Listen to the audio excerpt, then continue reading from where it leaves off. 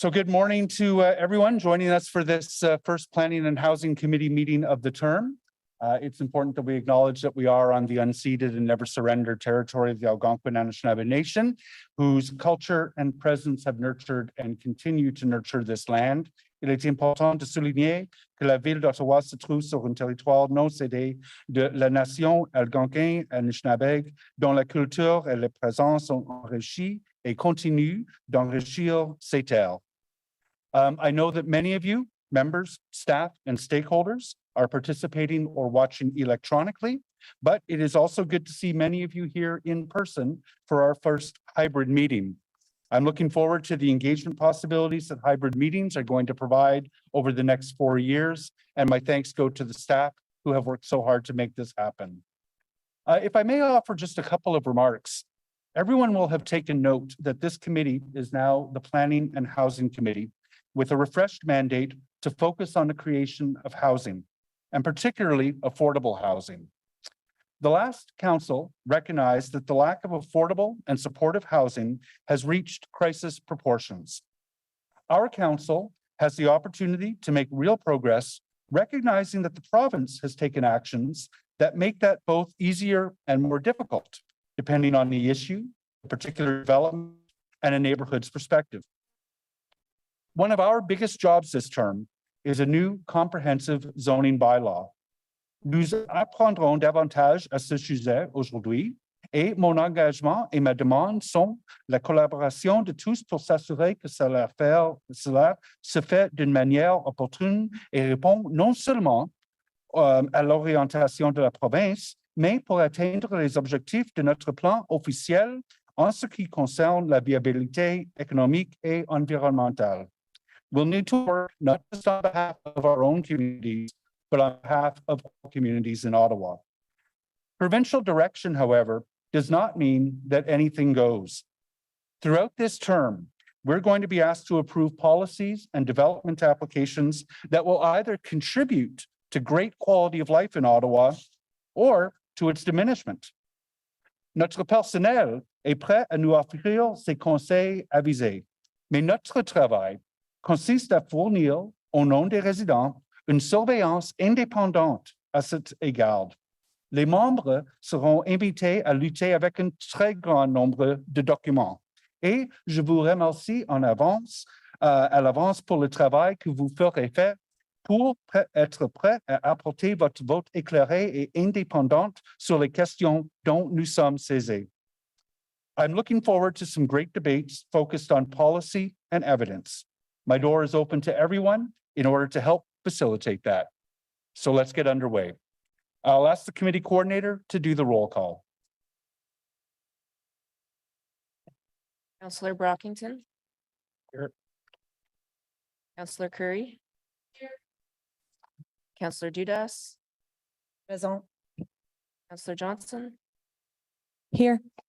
Councillor Kavanaugh. Here. Councillor Kelly. Present. Councillor Kitts. Here. Councillor Lowe. Here. Councillor Tierney. Here. Councillor Troster. Here. Vice Chair Gower. Here. And Chair Leeper. I'm here. You have quorum, Chair. Thank you very much. A quick statement with respect to the public hearing for OP and zoning items. This is a public meeting to consider the proposed comprehensive official plan and zoning bylaw amendments listed as items 5.1 to 5.7 on today's agenda. For the items just mentioned, only those who make oral submissions today or written submissions before the amendments are adopted may appeal the matter to the Ontario Land Tribunal. In addition, the applicant may appeal the matter to the Ontario Land Tribunal if council does not adopt an amendment within 90 days of receipt of the application for a zoning bylaw amendment and 120 days for an official plan amendment. To submit written comments on these amendments prior to their consideration by City Council on January 25th, please email or call the committee or council coordinator. First item is declarations of interest, of which I believe Councillor Johnson will be making one. Thank you. Yes, I do. But I realize now the one that I had printed only had one of my 2 declarations. So we're just trying to find the most recent version sent by Caitlin last night. Sorry for the delay. No, we can pause quickly for those. We'll pause quickly for those. Are you going to read those out? Yeah. We'll take a moment.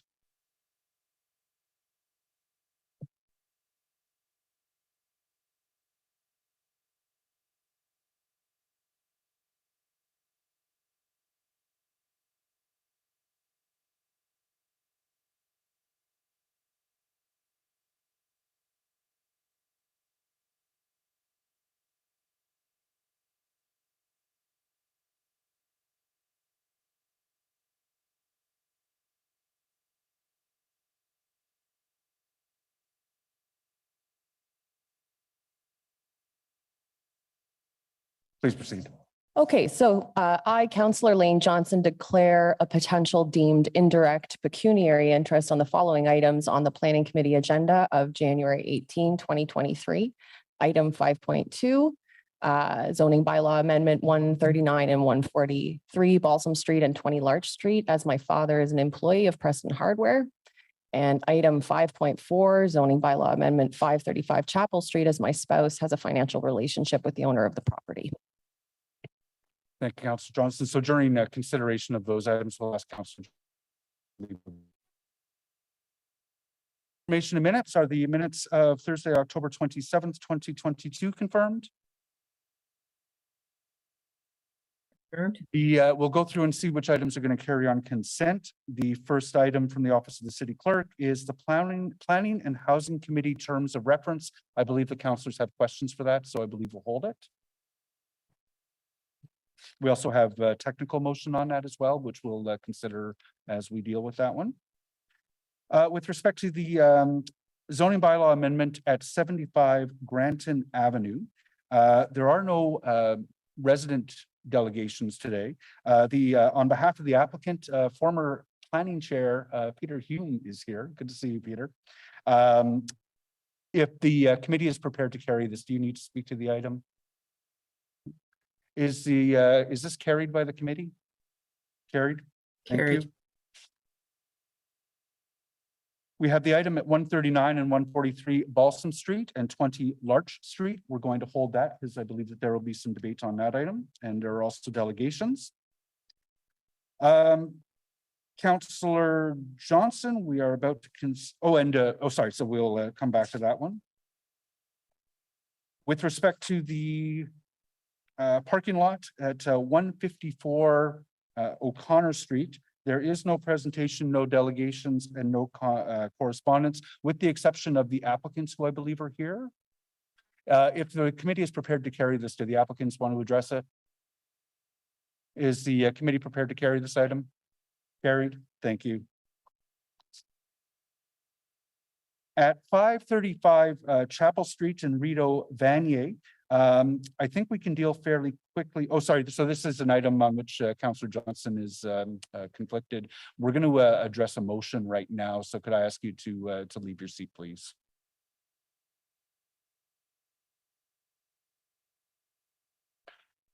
On the Chapel Street item, we do have a motion to defer this item, which I'm going to ask Vice Chair Gower to address now.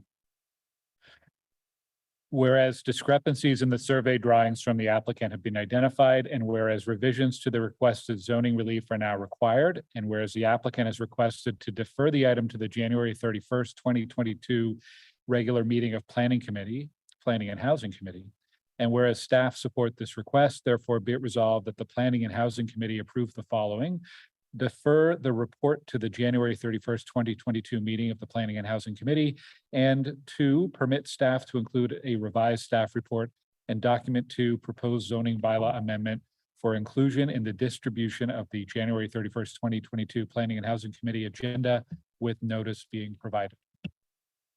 I know we have the applicants here signed up to speak. My understanding is that you concur with the motion. So do you need to speak to this item if the committee is prepared to carry it? Thank you. So they've indicated they don't. Is the deferral motion carried? Carried. Oh, I'm sorry, I missed Councillor Lowe. Councillor Lowe, questions? Yeah, just a question about the motion. By chance, is it supposed to be 2023? Sorry, I didn't catch the question. Is the motion supposed to say 2023 in the two instances where it says 2022 right now? So yes, it should say 2023, and the clerk is going to make that adjustment before we carry it. Thanks, Tim. Thanks, Thank you. Wilson, or thanks, Councillor Lowe. With that friendly amendment, is committee prepared to carry the deferral motion? Carried. Thank you. Councillor Johnson, we've finished that item. The voice carries. So the next item on the agenda is 1399 Avenue U in Alta Vista Ward. I know the applicants are here from CLV. If the committee is prepared to carry the item, do you need to address it? Or the applicants may not be here. Are they online? No. So we don't have any delegations on this. Is the committee prepared to carry it? Carried? Carried. Oh, they've just joined. I'm going to give them a moment just to come on board to give some indication as to whether they need to address the item or not. No need to address the item. Pardon? No need to. Thank you. So the applicant has said they don't need to address it. So is the item carried? Thank you. The item on Lancaster Road, there is a public delegation who wishes to speak. Mr. Woolsey, are you here? He's online, so we're going to hold that item. The item at St. Joseph Boulevard, is Councillor Luloff online? Nope. At 3459 and 3479 St. Joseph Boulevard, on behalf of the applicants, their consultants are here. If committee is prepared to carry this item, do you need to speak to it? Or the applicants may not be here. There. Okay, sorry. We have a queue in the Zoom call. Team those folks up.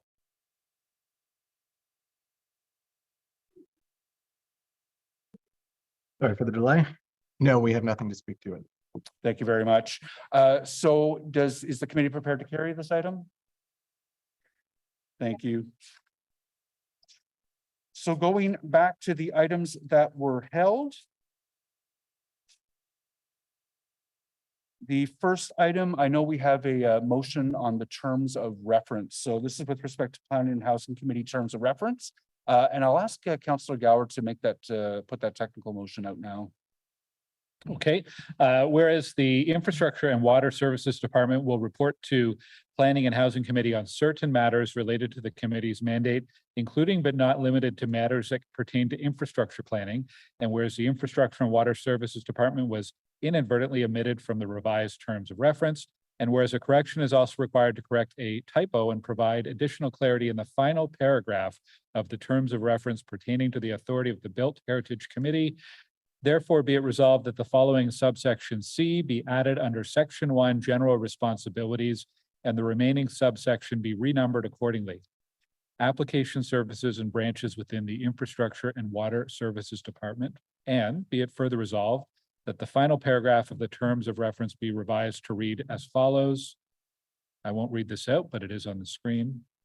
And be it further resolved that the committee coordinator be directed to make these corrections in document 1 when the report is submitted to council.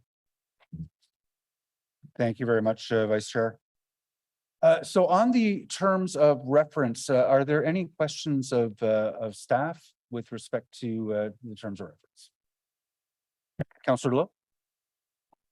Thank you, Chair. I know we received some concerns from some organizations and people over the agenda being circulated 10 days before the meeting, and planning meeting on Wednesdays means that sometimes this would fall on a Sunday, thereby possibly pushing it to a Monday. I know that staff did send an email out possibly clarifying this, but are you able to clarify this, I guess, for the record? Mr. Chair, if Mr. Harwire wishes to further clarify, I'm happy to let him do so, but I can confirm that the Office of the City Clerk will release the agenda on the preceding business day. So with Planning Committee regularly falling on Wednesdays and the 10 business days falling on a Sunday, it would be Friday afternoon that the agenda would be released. Did you have anything to add, Mr. Harbar?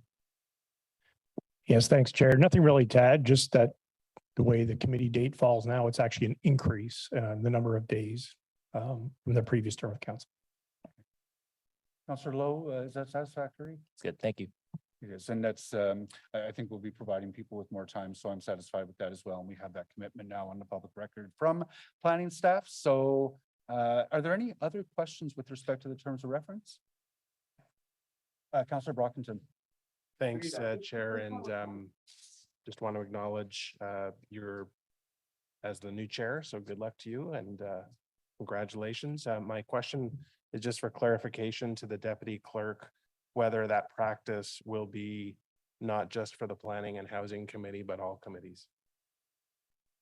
Yes, Mr. Chair, when the regular agenda delivery date for a committee or council falls on a weekend or statutory holiday, the agenda is released the preceding business day. Very good. Thank you. That's it. Okay, thank you, Councillor Brockington. I don't see any further questions. Is committee prepared to carry this item? Thank you very much. Carried.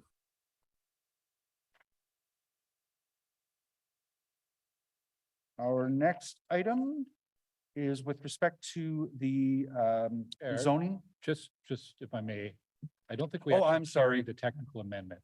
Yeah, which is- yeah. first, so it's the technical amendment that was moved by Councillor Gower, carried as well.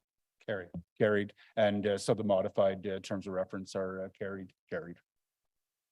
So the next item that we've held is the zoning item at 139 and 143 Balsam Street and 20 Larch Street, an item on which Councillor Johnson has declared an interest. So we'll ask Councillor Johnson to leave the room. So for this item, I've asked for a presentation from staff, and I'll let you folks get teed up with that.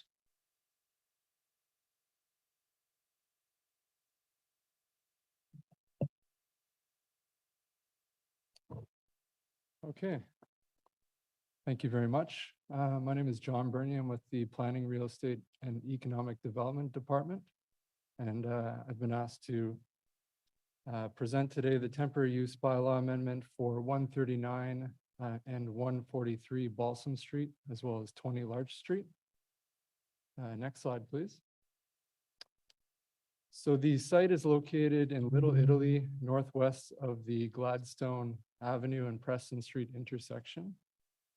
Next slide. The property is shown here in purple. It is a through lot between Balsam and Larch Street at the termination of both of these streets. It is located immediately north of Preston Hardware and east of the Gladstone Village development lands. There's also low-rise residential buildings located north and east of the site. Also note that Preston Hardware does own the subject property along with the adjacent properties that you see here to the east, which is an important point that I'll get into later in the presentation. Next slide. Okay, so any typical development on this site would be subject to the above policies. And you'll actually note in my report provided to committee that I reference a lot of policies that in fact discourage a parking lot use. For instance, the official plan envisions a downtown core that is not auto-dependent and encourages us to progressively reduce the prevalence of surface parking areas. However, it's important to note that temporary zoning amendments are viewed somewhat differently under the Planning Act, which I can expand on a little bit. A temporary rezoning is an option given to landowners and municipalities through the Planning Act and is further detailed in our official plan. These exceptions are limited to up to 3 years from the time of approval and are not required to conform with the current policies, primarily because of the condition proposed will be temporary and does not represent the sort of final form of the property. However, in the case of a temporary parking lot, we do ensure that parking lot dimensions meet the zoning bylaw requirements. And this is mainly for functional and safety reasons. So the parking spaces and drive aisle widths will be zoning compliant, and we do have a site plan to support that. When assessing the appropriateness of a temporary rezoning, we are looking to ensure that the proposal does not conflict with long-term objectives, that it is understood to be temporary and that the city is not obligated to extend the use, and that there is a future plan or they are moving towards or in a direction that is a better site condition. Next slide, please. So this is the site plan that I had mentioned. This is provided in support of the application and includes a single access to 21 parking spaces, including one accessible parking space on the bottom right.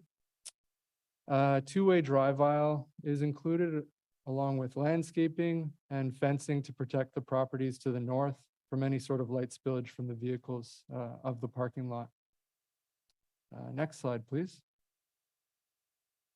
So as mentioned, we like to see that the owner has provided a future plan for the site and that the parking lot will not become a permanent installation. This image displayed here is the owner's planned vision for the site. It's a conceptual drawing looking northwest and shows how it might fit in with the Gladstone Village development. Next slide, please. And here's another view provided looking southeast. The city has been aware of these plans for some time, and the owner and the applicant has been proactive in consulting with the community on at least one occasion. However, we presently do not have a formal application for what you see here. Next slide, please.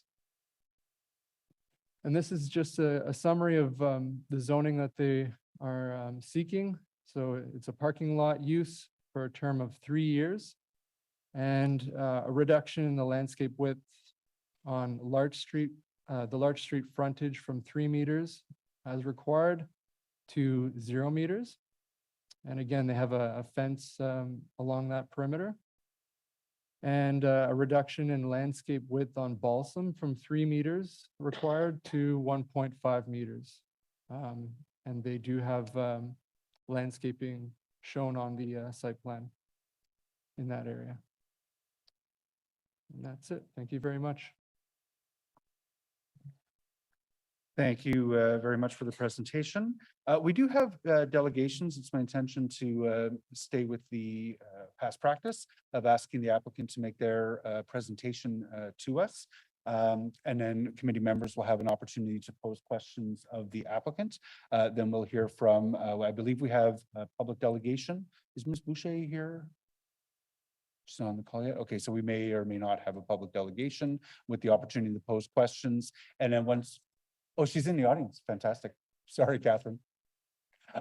So once we've had an opportunity to pose questions of Catherine, we will then move on to questions of staff.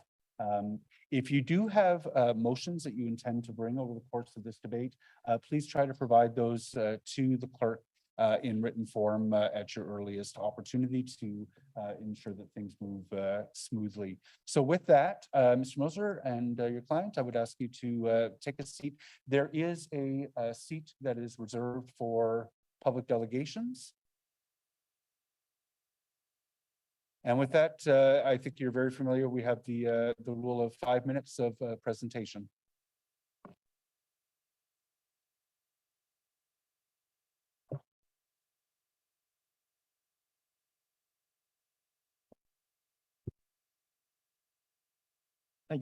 Thank you, Chair. Excuse me. Good morning. My name is John Moser, and I'm representing Preston Hardware today with respect to this application. Mr. Mario Giannetti, the president of Preston Hardware, is with me to speak on this matter as well. And Chair will keep within the 5 minutes for total of our presentation. We are both here to support the staff report and to respectfully request that committee approve its recommendations. When the original approvals were provided in 2020 through demolition control to demolish the buildings on the subject site, there were 2 small residential buildings and a relatively small industrial building Preston Harbor had no intention to use the property for parking. The focus was on the redevelopment of the entire property between Balsam and large streets owned by Preston Harbor into a 6-story mixed-use building. As John Bernier mentioned, staff has reviewed the redevelopment with the former ward councillor, with planning staff, and with the Dalhousie Community Association earlier in 2022. The proposal is consistent with the policies of the Corso Italia Station secondary plan that was approved by council in fall of 2021. The end goal remains the same, to redevelop the entire site. However, since 2020, the world has changed. Preston Harbor has not been able, nor did they want to obtain vacant possession of the properties. And the current economic situation worldwide has really been not conducive to undertake the project today. In the fall of 2022, an event occurred that impacted the operations of Preston Hardware. They had to vacate nearby staff vehicle parking because of a change of use of the property where they were parking. Basically, a nighttime use changed to a daytime use, and there was no ability to share parking. To deal with this unforeseen event, Preston Hardware applied for the 3-year temporary approval to permit 21 parking spaces. They're not customer parking, which means once the vehicles are in the lot, they stay until the end of the shift. Entrance and exit, as was mentioned, is off Balsam. No access available to Larch, which is primarily a residential street. Use of this lot by staff also means that vehicles are not being parked on adjacent streets within the neighborhood. So in conclusion, Preston Hardware is committed to the redevelopment of the larger site. The parking lot is an interim use for up to 3 years, time within which to continue moving this project forward. So with that, Chair, I'm going to ask Mr. Giannetti if he wants to say a few words, but we certainly would be pleased to answer any questions that the committee has.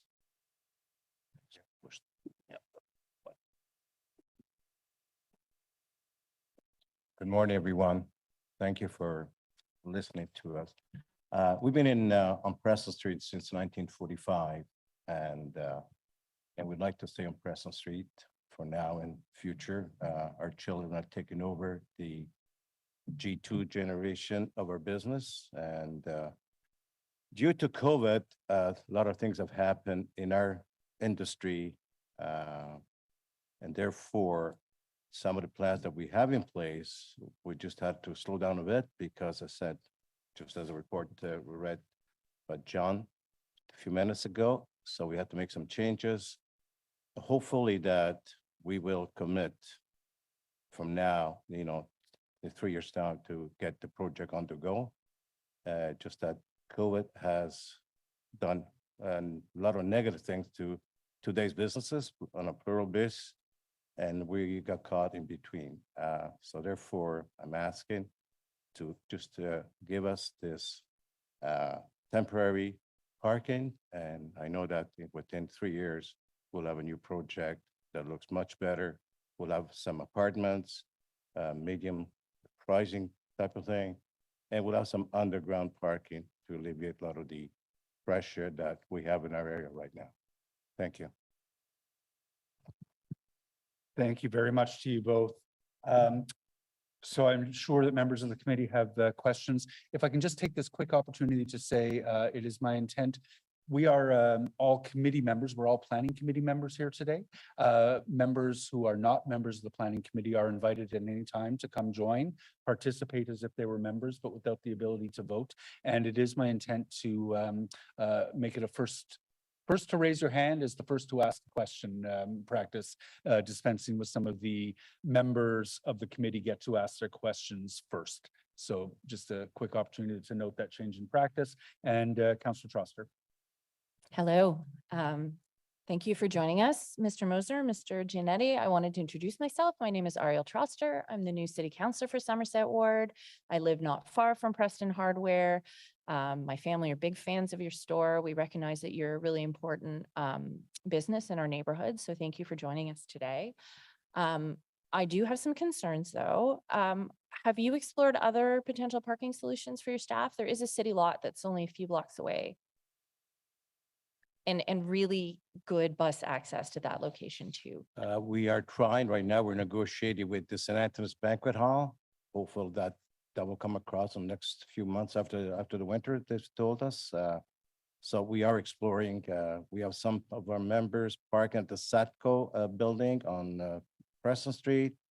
So we are definitely looking other ways that we can do this. Okay, just another question. I know that when the demolition application was approved in 2020, it explicitly forbade the use of the site for parking. Has it been used as parking in the interim? Sorry, just say that last part, what you said, sorry. The demolition permit Yeah. that was approved in 2020 was very explicit that the site was not used to be used as temporary parking. Has it been used as parking between the time of demolition and today? Yes. Okay. Thank you. Thank you very much, Councillor Troster. And just a quick reminder, committee works a little differently from council. If you want to go back on the speakers list, you have the opportunity to keep going back. Next, Councillor Brockington. Thank you, Chair, and thank you, gentlemen, for your presentation. I'm just to start off seeking some basic information just to make sure I understand everything correctly. So my understanding is, according to the staff report, that the site in question hosts approximately 21 vehicles. Is that correct? Yes. Okay, so not too big. And it has currently been used for parking, but the plan is that you're seeking an exemption or an extension up to 3 years. And I take it it's your plan to find and secure parking for employees during that tenure. And there will be a plan for this land coming to planning committee at some point to use the land for something other than parking. Is that correct? That's correct. Okay. All right. That's it. Thank you, Councillor. Councillor Dudas. Yes, thank you. Thank you for providing some of those answers. I had a couple of additional questions. So what if committee decides to not approve this temporary use? What is the next step for you? You already have a conceptual design. You had indicated that, and it is very clearly that the pandemic has hit our businesses very hard. And it's not easy to find money to do some projects that businesses had anticipated they'd be able to undertake previously. So taking that into account, what happens if committee does not approve this extension today in terms of that property and where you go from there? That's an excellent question. We would have to find other places at the present time, as we are already working towards finding other places. We're having a staff problem that it's hard to get. So therefore, we got to bring people outside the city to come to work that are willing to work. So we have other issues, since what will it do? I mean, chances are down the road, we may have to relocate or close down. So what happens to that piece of land though, in terms of that parking lot space? If you're not permitted to have employees parking on, and I appreciate Councillor Troster's question before, apparently you have been using it already for parking, although that was not permissible use. So what happens to that piece of land, that parking, if you're not permitted to use it going forward for the next? Well, we couple of will years? definitely redevelop the project itself. We are not going to leave the land empty, and we will put some commercial as a concept of the drawing we showed, like Barry Hoban's apartments and so on. We will carry on forward with the project. So that's good to hear, because one of the things that, you know, is kind of a difficulty for, I think, committee and then council is that we desperately need housing. We need affordable housing, but we need housing, particularly close to transit-oriented development. And to have temporary parking, even for a 3-year term, it's difficult to say to anyone, businesses, private owners, that that's permissible when we know that there's opportunities to have that land redeveloped. So I guess what I'm trying to ask is, the 3 years, it might seem like a small period of time, or it might seem like a long period of time. Do you need 3 years? Do you have a concept? If we were to extend it by a lesser amount of time, and there's past precedent for that, could you get something underway with the city, working with planning staff, to get this redeveloped to provide housing? Well, it took us almost 18 months to have the 2 homes, people vacated and us tearing it down. So as you said, you know, we do need housing and we understand that. And whatever we're going to put down, we're going to put up more.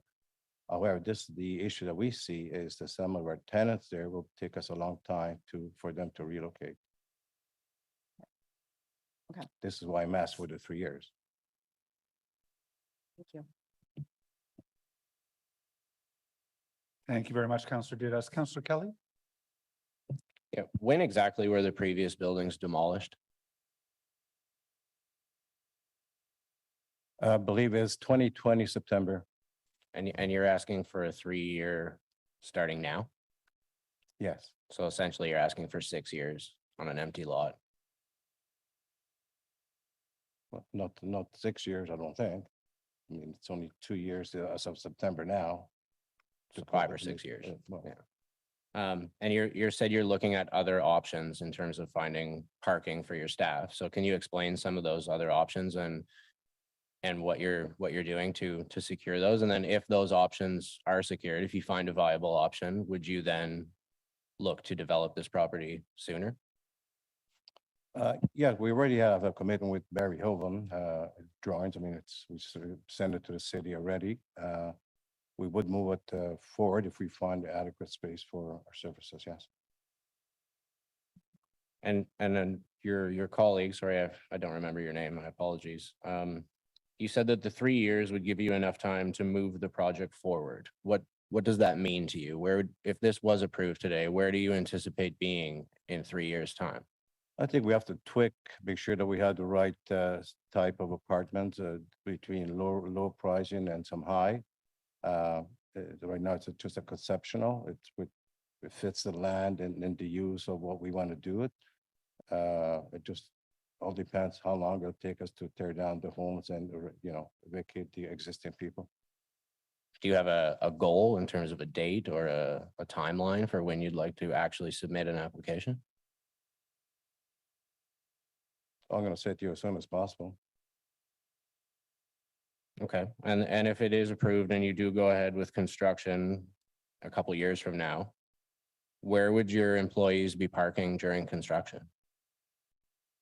Again, we'd have Because to obviously find, that site wouldn't be, you wouldn't be able to park there during construction. That would likely take years to complete. I would hope that the LRT behind us will be running, that they could use that, some of them, because some of them do come outside the city. It's a fair drive for some of them that are working for us. Hopefully that we see a positive thing down the road. Okay. Thank you. Thank you very much, Councillor. Councillor Curry? Thank you. Thank you for explaining all that you're explaining here today. I think this committee will struggle with the fact that not that long ago, we had another application similar, asking for a temporary parking permit. And the situation there was that this was yet again another extension.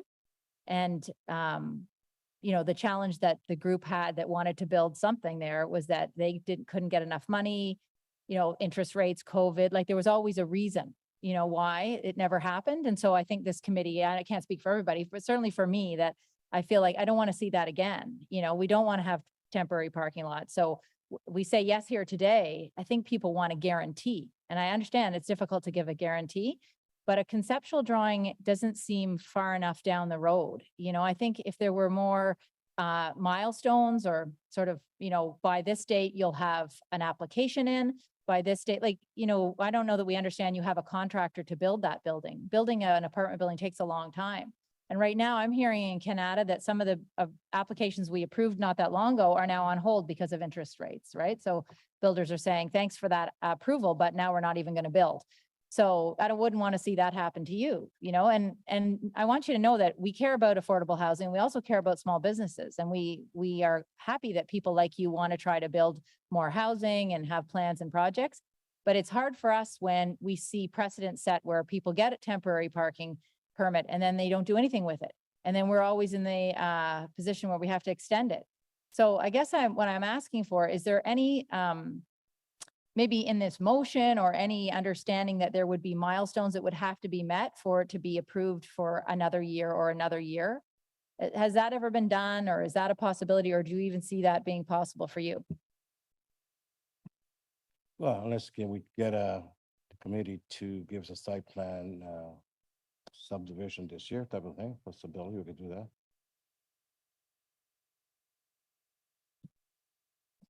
So you would submit a site plan this year? If I have the time, the answer is yes. If we have enough. Yeah, it's that if, you know, it's that well, if always, right? There's a lot of ifs in I life. like to put a guarantee with my name on it, but sometimes I can't see the future ourselves. Yeah, no, I honestly appreciate the challenge here. I don't know if staff have any thoughts, and maybe that this is not the time to ask staff a question, but I would like to understand how many, you know, sort of guarantees could be put around this to make sure that housing is built there, you know? Thank you, Councillor Curry. And, you know, certainly it is within our purview to do a period of exemption that is shorter by way of motion. So if a member wanted to put forward a motion to say, we'll consider this and see where you are a year from now, you know, come back to us and seek our permission if you need to go longer than 1 year or 2 years. So that would be a possibility for this committee to do today. Does anyone want to have any further questions for the applicant before we let them go? No, seeing none. In that case, thank you very much for your delegation. And with that, I'll ask staff to, or I'll ask Catherine, Ms. Boucher, to prepare. Thank you very much.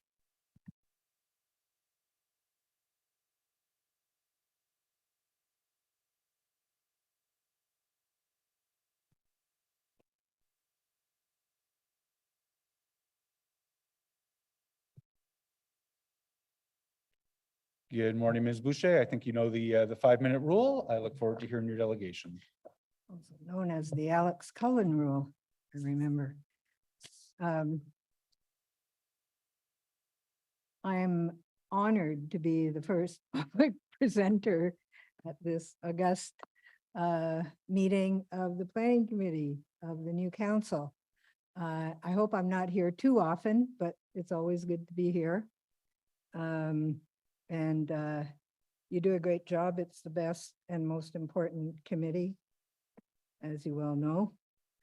My name is Catherine Boucher. I am representing the Dalhousie Community Association, which covers the west portion of Somerset Ward and is known as Little Italy, Chinatown, and LeBreton Flats. Our neighborhood is undergoing rapid growth and redevelopment, as it should be. We are home to Ottawa's current tallest building, the Icon at 45 stories, soon to be outdone, I'm sure. Our planning group is kept very busy working with developers and city staff to make ours a sustainable and welcoming place to live. We participated in the recently approved Corso Italia secondary plan, which includes the area in this proposal.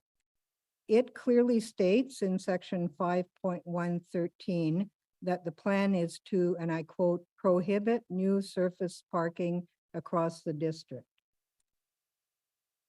The proponent received a demolition permit for 2 houses on this lot, as it was their intention to redevelop the site with a mixed-use building, which you've seen some draft plans of. The permit was granted exceptionally since there was not an approved site plan as is normally required.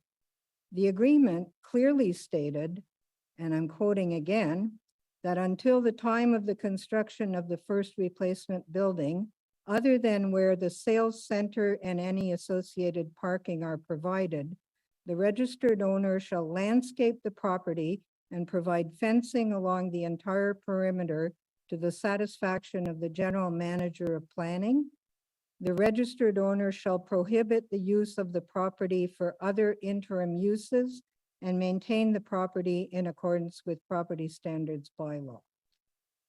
This was the condition for receiving a demolition approval for 2 residential houses, 139 and 143 Balsam.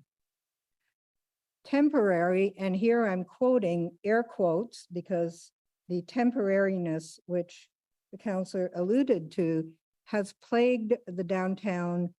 It's a scourge and has been a scourge of the downtown for decades. We are still walking around the downtown seeing temporary parking lots that come back here every 3 years to get their temporary permit renewed. Using this extremely valuable land for surface parking goes against all we know about livable cities. This site could not be better served by transit. 4 buses go by within a 30-second to 3-minute walk. That's for Councillor Lowe, the 2, the 85, the 14, and the 11. I took the 14 here this morning. Preston Hardware abuts the Corso Italia LRT stop on the Trillium line. It will be right at the bottom of the building, essentially. So we're looking forward to the redevelopment of the site. We're happy to see a mixed-use residential site going on this property, and we've met with the proponents to give our comments already. But in the meantime, we ask that you refuse this application, and we thank you for your consideration of that today. Merci. Thank you very much, Ms. Boucher. I don't see any questions for Ms. Boucher from members. Oh, in that case, I'll thank you very much for coming out today. Thank you for your time. So now is a great time to ask your questions of city staff. And first up, we have Councillor Tierney. Great. Thank you very much, Mr. Chair. We've gone through this before on other applications. We remember the church situation in the past. I guess my question is, and I'll listen to my colleagues' discussion and debate on this.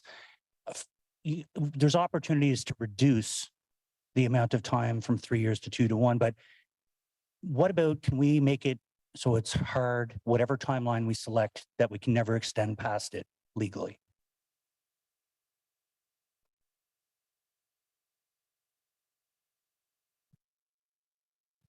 Mr. Herwire, are you going to take that? Sure.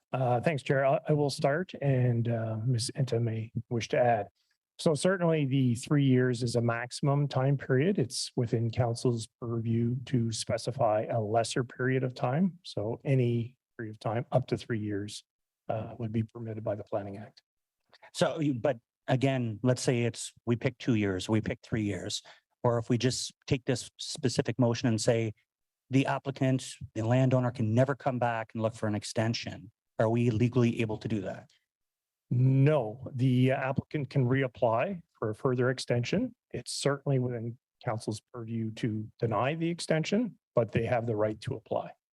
Okay. Well, I know my colleagues will have some questions around this, and I'll listen to the further debate. So thank you for that.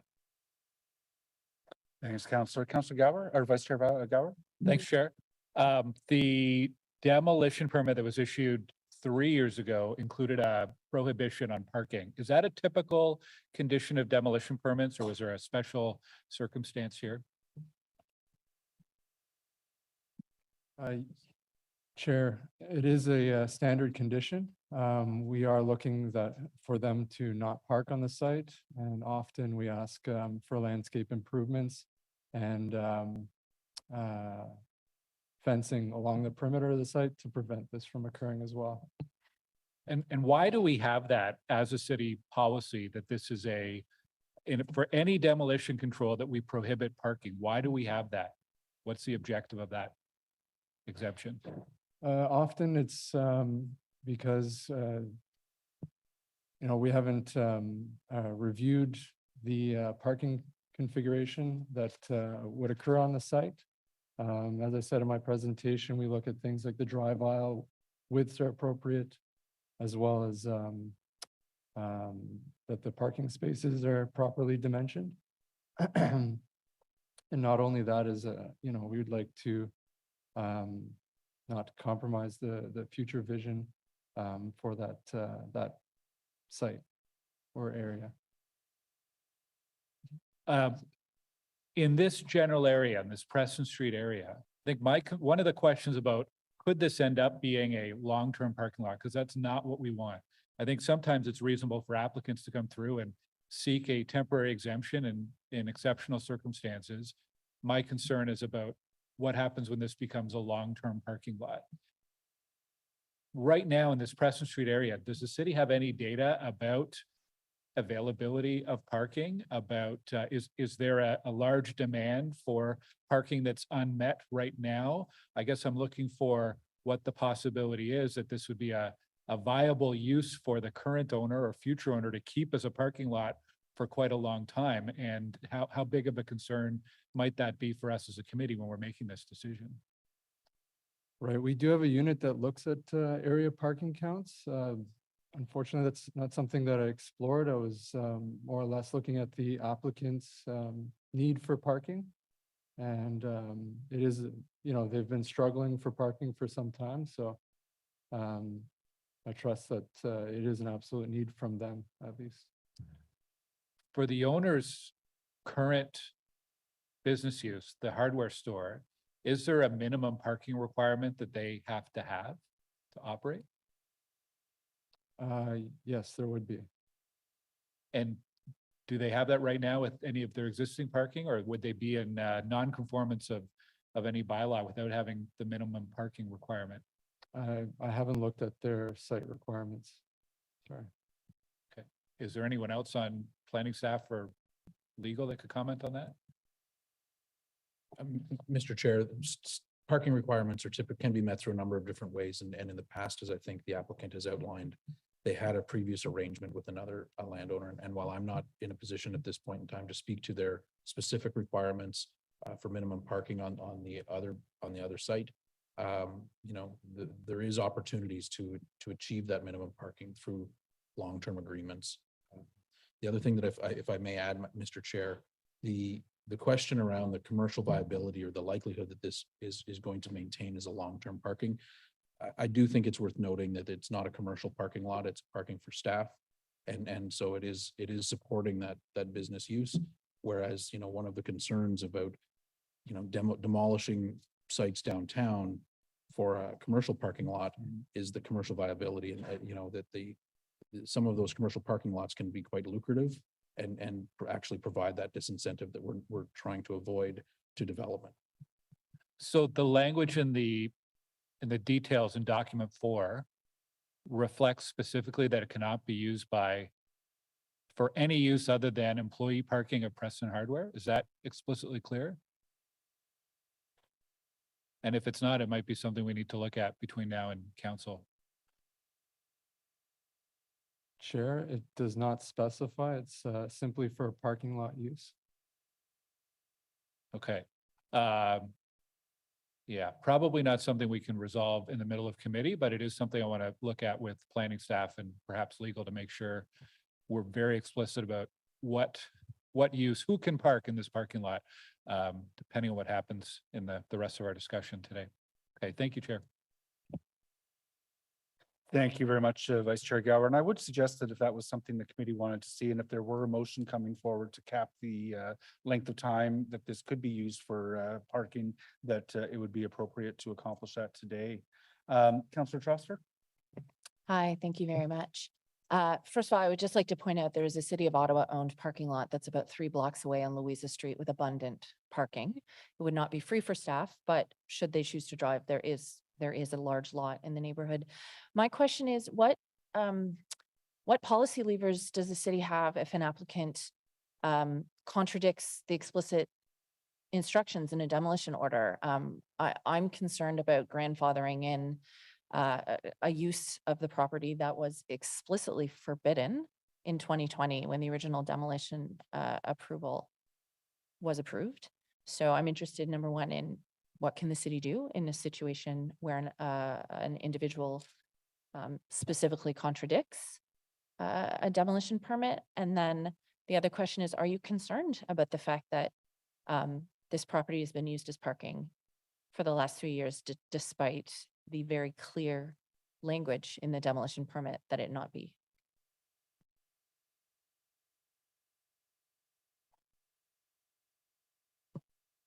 Chair, with respect to enforcement of agreements, I'll invite, the legal counsel to provide additional detail, but there, it does come to us to enforce breaches of those agreements through court or other means, and I'll ask Christine Enta to build on that response. That's correct, Mr. Chair, and Mr. Chair, members of committee. My name is Christine Enta. I'm legal counsel. I sit as staff solicitor for a selection of committees, including this one when Mr. Mark is unavailable. With respect to the demolition agreement that is on title, there are enforcement provisions within that agreement. This is an executed agreement that outlines the obligations. It typically goes through planning staff, as Mr. Moody said, to determine whether or not compliance has occurred. If there is non-compliance, there is an inspection, and then the matter moves forward, and it can move forward in a variety of ways. But ultimately, we need to start with a determination of compliance or non-compliance under this present agreement and see what the obligations were at the time and where we are today. Okay. Thank you very much. Just one follow-up question. So just to clarify, there's been no concrete timeline provided to city staff about when this development would begin construction or site plan application? Chair, no, there is no timeline established. Just the conceptual drawings and the site plan that we've received through this application. But yeah, we're not sure when they intend on developing. Okay. And just one question of clarification. What does the Corso Italia secondary plan say about surface parking in general? As detailed in my report, Chair, it's expressly prohibited in this area. But as I mentioned, it's for temporary use, it does not need to conform with the present policies, aside from the zoning bylaw as it relates to the parking lot specifications. Okay, well, if I could just speak to this, I'll say that I had an opportunity to meet the folks who live in the homes on the streets surrounding the hardware store this summer during the campaign. A lot of these homes, the ones that are due to be demolished in the future, they're low-income people that live in those homes. The ones that I met are on Ontario Works or disability. And I'm quite sure that when those homes are demolished, it will be impossible to find housing of that size in that central location at that price point. I support greater density in the neighborhood. I am a big fan of Preston Hardware as a local business. I'm very, very concerned about the fact that homes where middle and low income people live in the neighborhood were demolished, that the site was used as illegal surface parking for 3 years. And I'm concerned about grandfathering in that illegal use. I don't think it's a good precedent. And as my colleagues have said here around the table, we need housing downtown. We need it quicker. The Ontario government passed legislation called More Homes Built Faster. So I would only be interested in granting an extension to this use as parking if there is a very, very concrete timeline for development, because we're not seeing any timeline here. And I would be willing to consider a much shorter timeline with some very specific provisions that the applicant comes back and lets us know what the plan is for the site. I'm also very concerned that, slowly as the other homes are taken down and construction staging begins, does that mean that we're going to have more temporary parking just one lot over? It's sort of a beast that is hard to handle. And as Catherine Boucher from the Community Association said, this is a real plague in downtown Ottawa. So I would encourage committee members for us to think very critically about this. Surface parking is contrary to the city's official plan, to the neighborhood's secondary plan, and to the climate emergency. And my understanding is that there was a similar application in River Ward, perhaps it was in the last term of council, Councillor Brockington, you can speak to it, where an application for temporary parking use was denied based on future rapid transit coming in 10 years. Well, Corso Italian Station will be open in 1 year, 1 year to 18 months. There is really good bus access to that location. And as I said, there's a city lot just 3 blocks away. So I don't think the city should be in the business of providing private parking to businesses, to employees of businesses, when there really is abundant parking nearby. And our goal is to get as many cars off the road as possible. So with all due respect to the applicant, whose business I enormously respect, I have some serious concerns. Thank you. Thank you, Councillor Troster. Again, if anyone wants to let me know that they're considering making a motion, I'd love to know that. I do, before I move on to Councillor Curry, I just want to ask Ms. Enta to provide some precision around the building agreement. Yes, Mr. Chair, there is a provision in the demolition agreement which has been executed by the owner that states that the owner acknowledges and agrees that a replacement building or buildings shall be substantially completed within 5 years from the date of this approval, being September 14th, 2025. And then there are default provisions that involve an amount to be collected and added to property tax if that replacement building has not occurred. So a date has been indicated within the demolition agreement, if that is helpful, Mr. Chair, to the committee. Thank you very much, Ms. Enta. I have Councillor Curry next. That's super helpful. Thank you for that. You know, when these decisions are made by planning staff, do you have the ability to put something in to that saying, you know, you had by 2025 to get a building up here. So we say in the next year, you need to have a site plan and we'll allow this. So your recommendation here is 3 years, you know, but did you have the ability to give us sort of more of a detailed what you would have recommended? Or is it always left up to councillors to come up with a different version?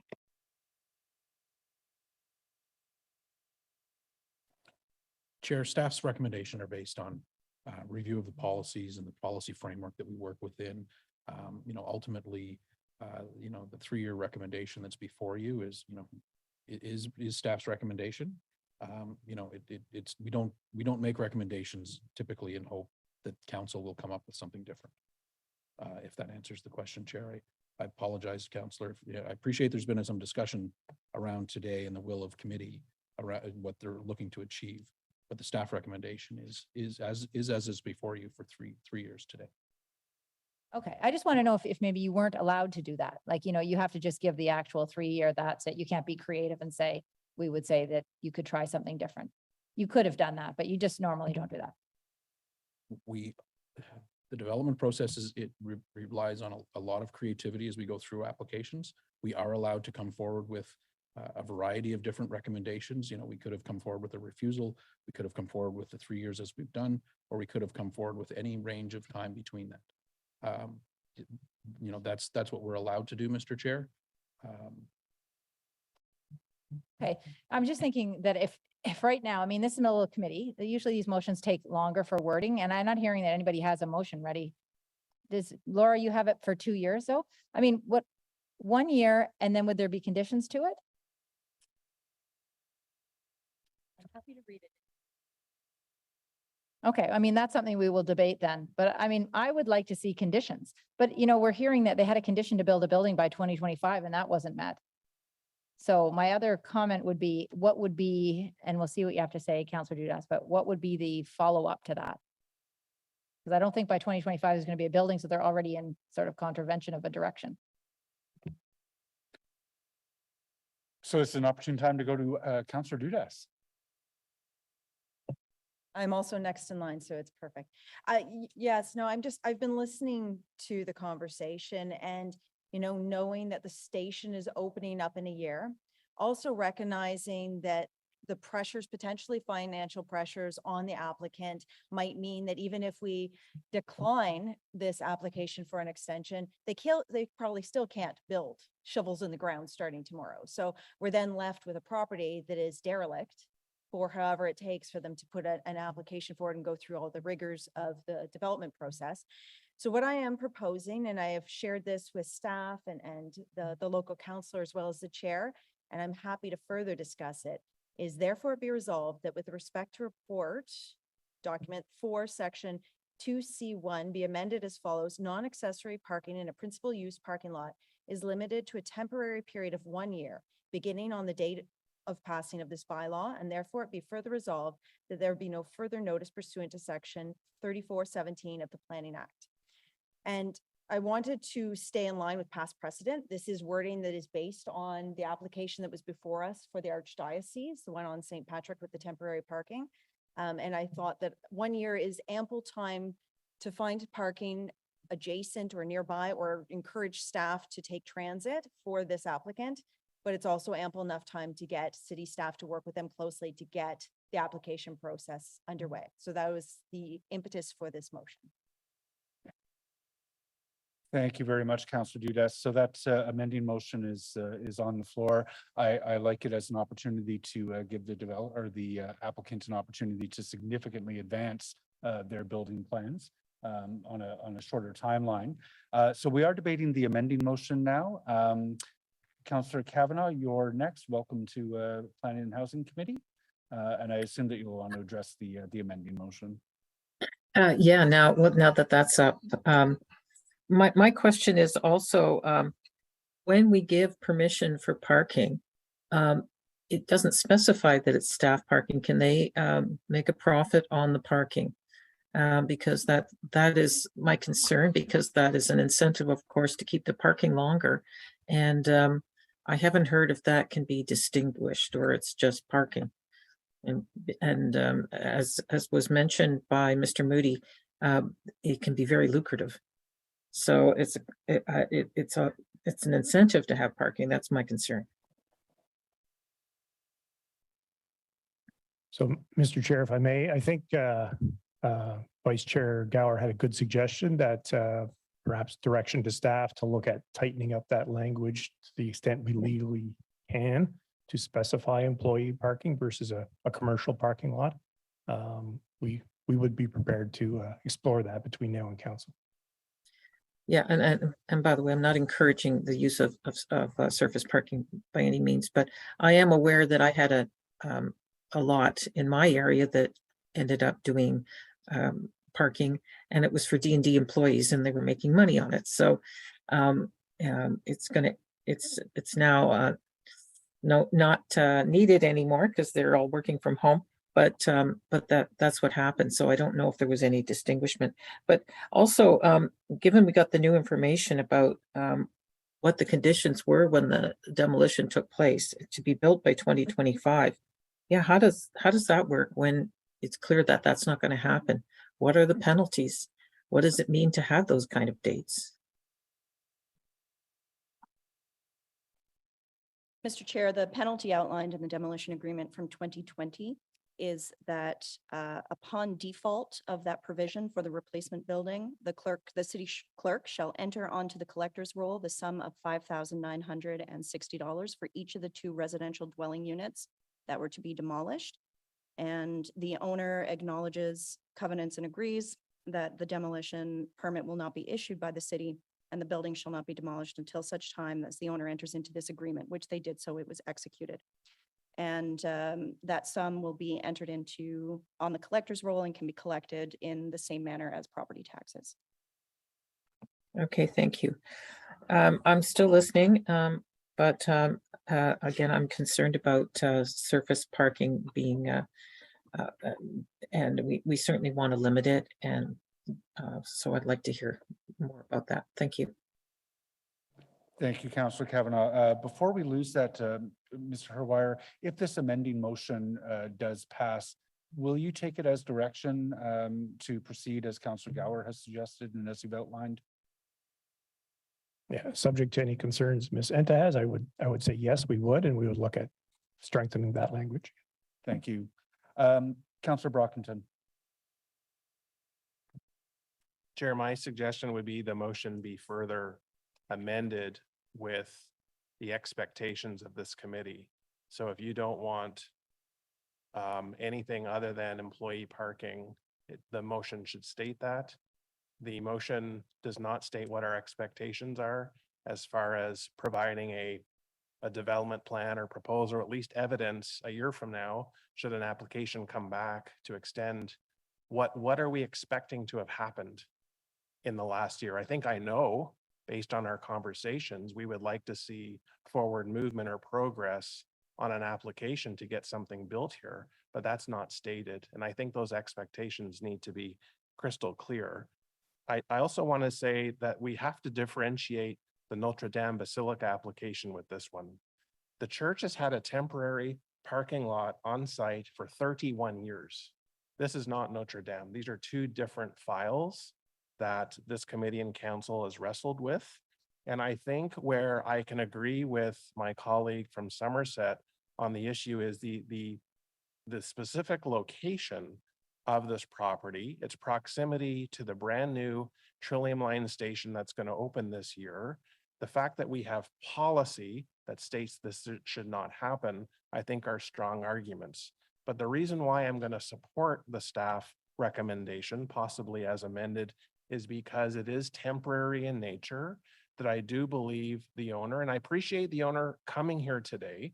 I want to speak directly to Mr. Gianatti because most owners do not come and present themselves before the committee. They hide behind their consultants. So I want to provide my appreciation in that regard. And I do believe that there's something going to be provided or built here on the site.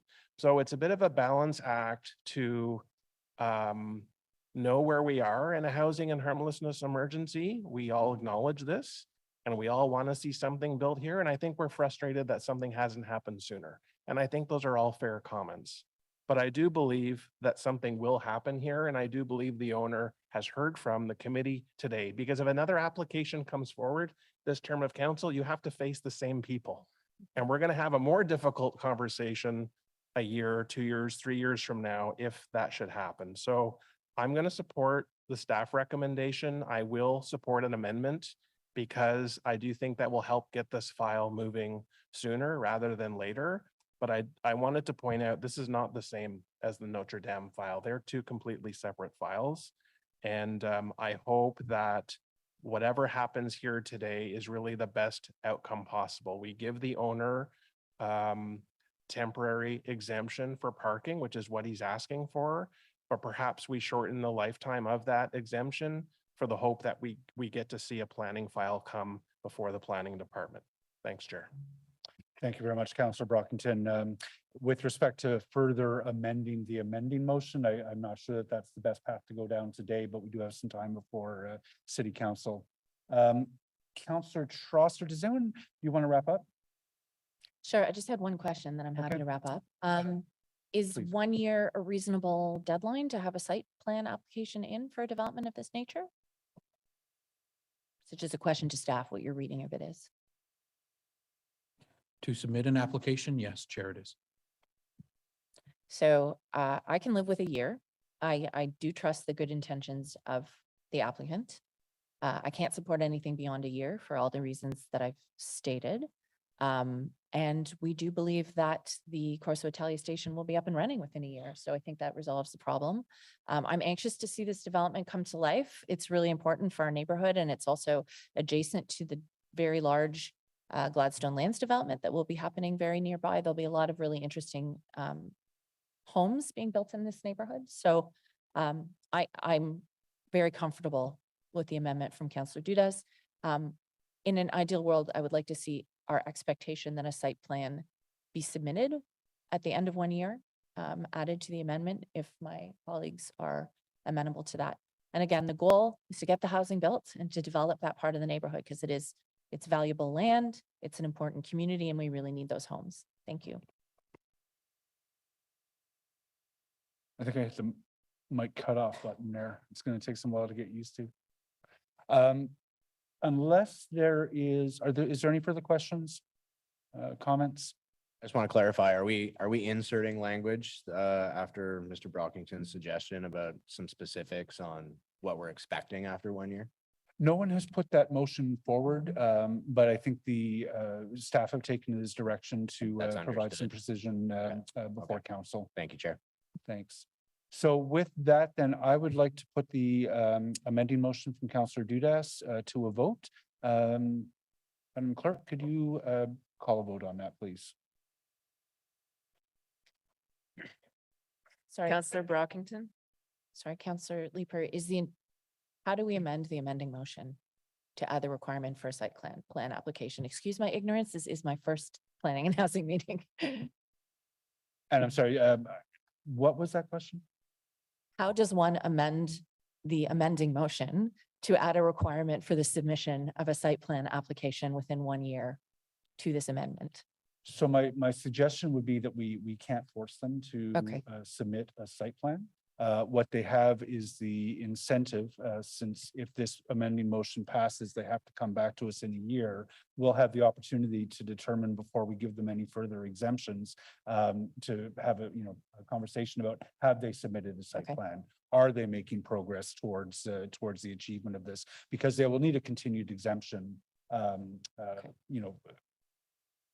while the project is being constructed and going through all of its development phases. So my own suggestion is that that's probably not necessary. Okay. I don't know if staff have any further nuance on that. Yeah, thank you, Chair. The chair is correct. We cannot add a condition to the zoning. Certainly the expectation is clear in terms of the 1 year time frame. So I think the minutes of the meeting reflect that. Will reflect that. Okay, that's fine. Thank you very much, Chair. And thank you to the applicant. I look forward to seeing you in a year to see how this development is going. We are excited about it. Thank you so much. So because there has been some discussion and debate of this motion, I am going to put it to a recorded vote, please, Madam Clerk. Councillor Brockington? This is on the amendment. On the amendment, In on favor, the Councillor yes. Dudas motion. Yes. Councillor Curry? Yes. Councillor Dudas? Yes. Councillor Johnson? Oh. Councillor Kavanaugh? Yes. Councillor Kelly? Yes. Councillor Kitts? Yes. Councillor Lowe? Yes. Councillor Tierney? Yes. Councillor Troster? Yes. Vice Chair Gower? Yes. And Chair Leeper? Yes. So as amended, does the staff recommendation carry? Thank you. Thank you very much. And I believe at that we can ask Councillor Johnson to rejoin us with the item over. Bear with me for just a moment. It's like magic.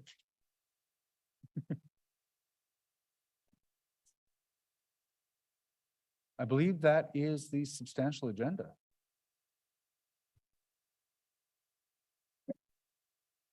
Oh, I'm sorry, it's not the substantial agenda. We still have the item on 2784 and 2786 Lancaster Road. Is Mr. Woolsey still in attendance? Yes, Chair, he's still on the call. Okay. So I am going to, do members of the committee want the full presentation? Do members of the committee want the full presentation on Lancaster? No, you're familiar with it. So with that, then I would ask, we'll go directly to delegations. And on that item first, the applicant. I'm not sure who's here on behalf of the applicant, but you have the opportunity to speak to the item.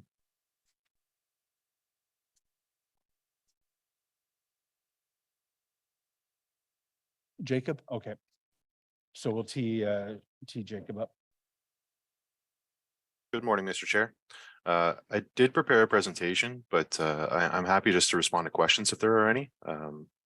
Okay. Let's proceed that way. Do members of the committee have questions for Mr. Baldock on behalf of the applicants? See none. Let's move on to, thank you very much, Jacob. There are no questions for you. Let's move on to the next delegation, Mr. Woolsey, I believe. Mr. Woolsey, welcome to Planning and Housing Committee. You have 5 minutes to make a delegation to the committee, at which point members of the committee may ask you questions afterwards. Please. Thank you, Thank you, Mr. Chairman. My name is Les Woolsey. My wife and I have lived on Blackstone Crescent for the last 45 years. The back corner of our property touches the northwest corner of the property under discussion.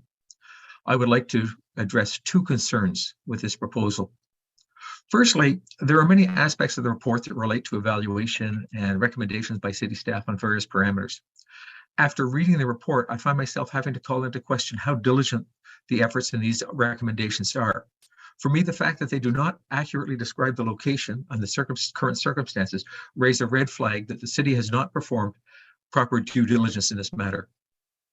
Looking first of all at the description of sites surrounding on page 3, it reads, and I quote, "These buildings are located near the south side of the site, while open space exists to the north." This clearly is not true. There is no open space around this site. To the north is a very large commercial building that has been under construction for more than a year. The building envelope is complete. The site has been landscaped and paved. To describe this building as open space shows that the authors of the report have not looked at or considered it properly. Furthermore, in describing the current occupants, it says that building 1, includes a restaurant.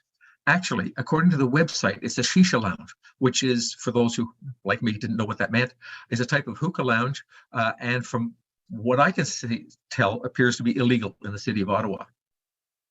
So if staff can't get the description of building uses right, I have a hard time having confidence in the rest of the considerations that the properties that have been dealt with.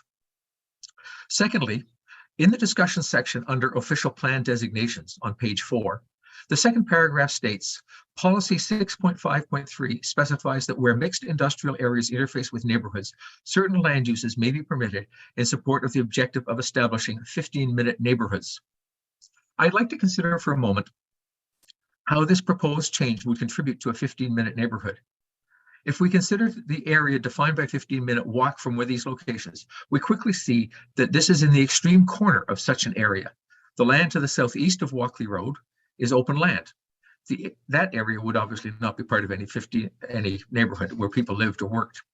To the east is Sheffield Road, but due to railway rights of way, only a few buildings on Sheffield would be part of a 15-minute neighborhood.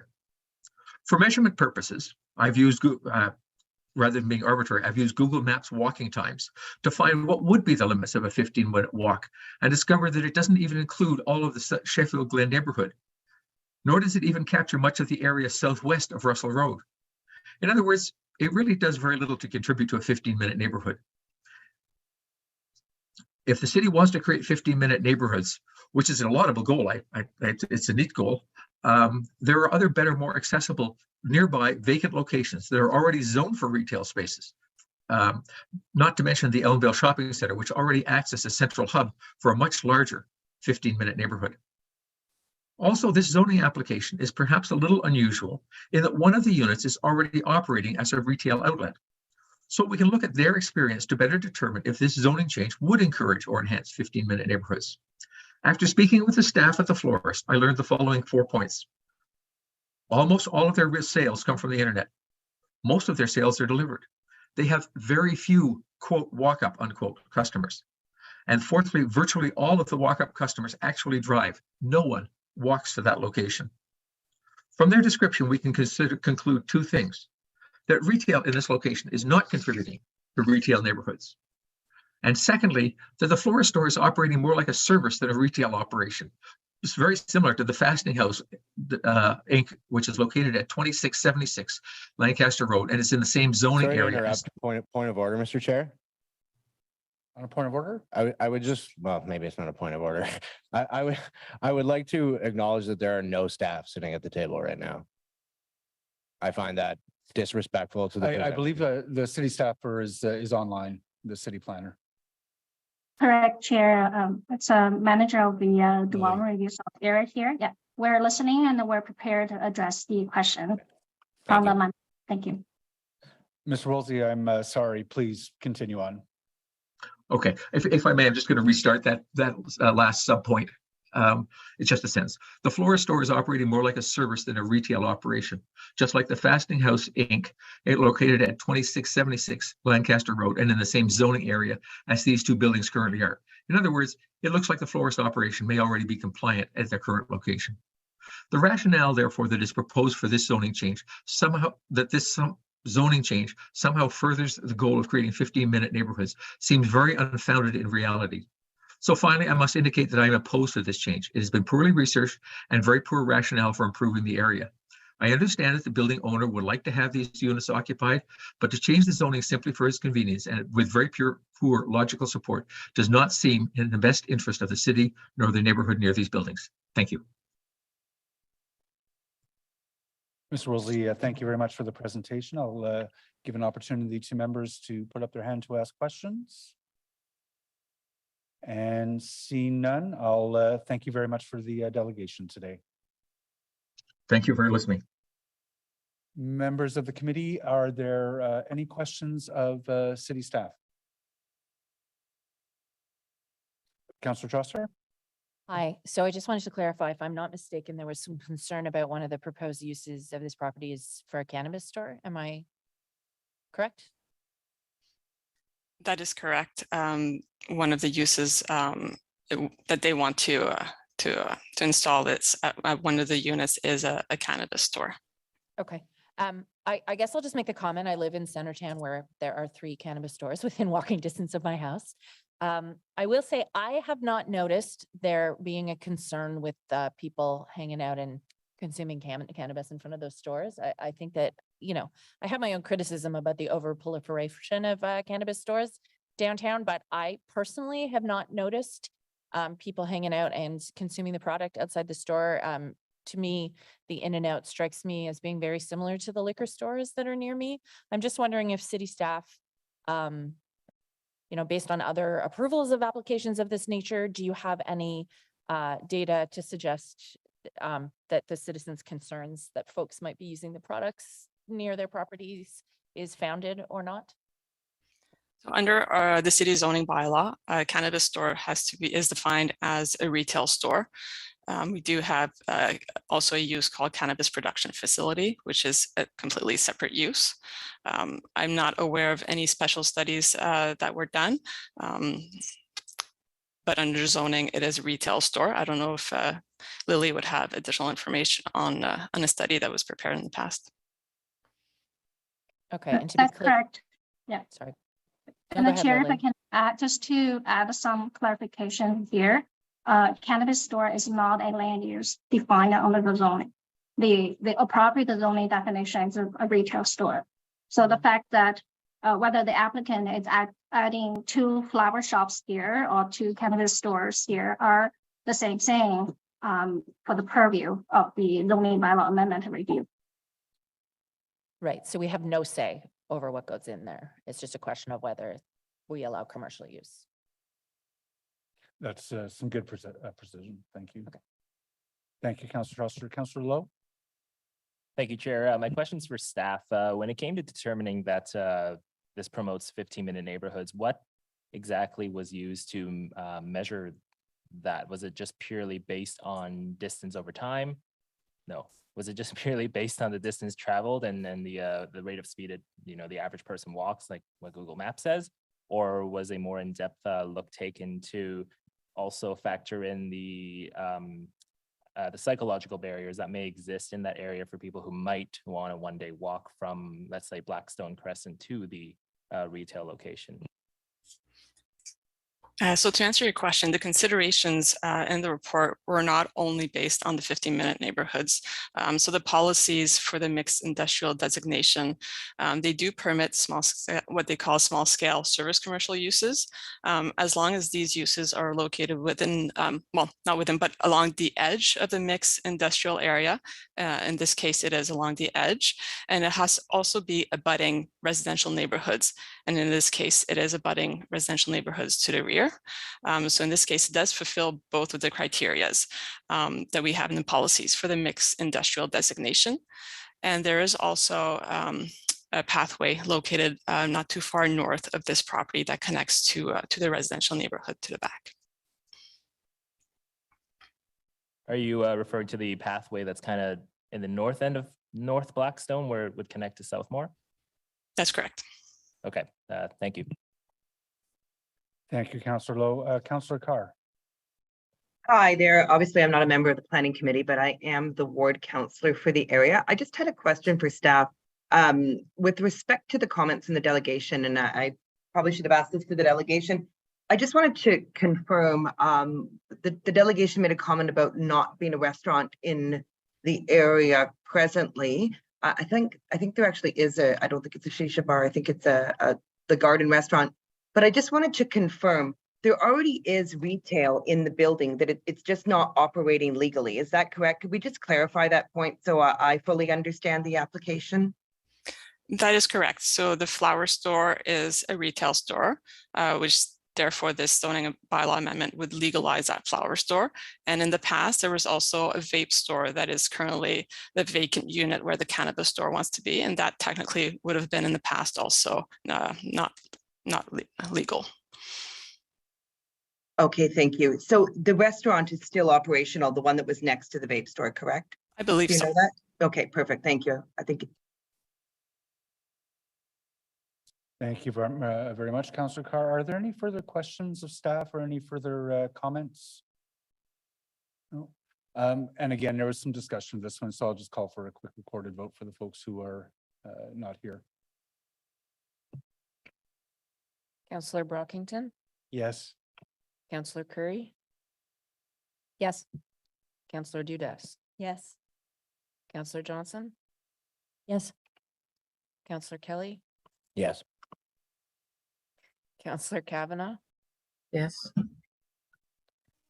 Councillor Kitts, Yes. Councillor Lowe, Yes. Councillor Tierney, Yes. Councillor Troster, Yes. Vice Chair Gower, Yes. and Chair Leeper. Yes. Thank you 12 very much, committee yeas. members. That item carries.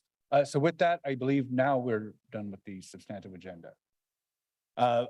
In-camera items, there are no in-camera items for this meeting. Information previously distributed. There is an item placed on the agenda that you've all seen, the cash in lieu of parkland balances. Feel free to reach out to staff if you have any questions with respect to those. My understanding is there are no notices of motion today. See none. Do we have any inquiries today? I see none. Other business, we have no other business, none's been received. Therefore, adjournment. Are we adjourned? Carried. Members, thank you very much. To the members of the public and staff and the applicants, thank you very much for your participation today. Have a good day.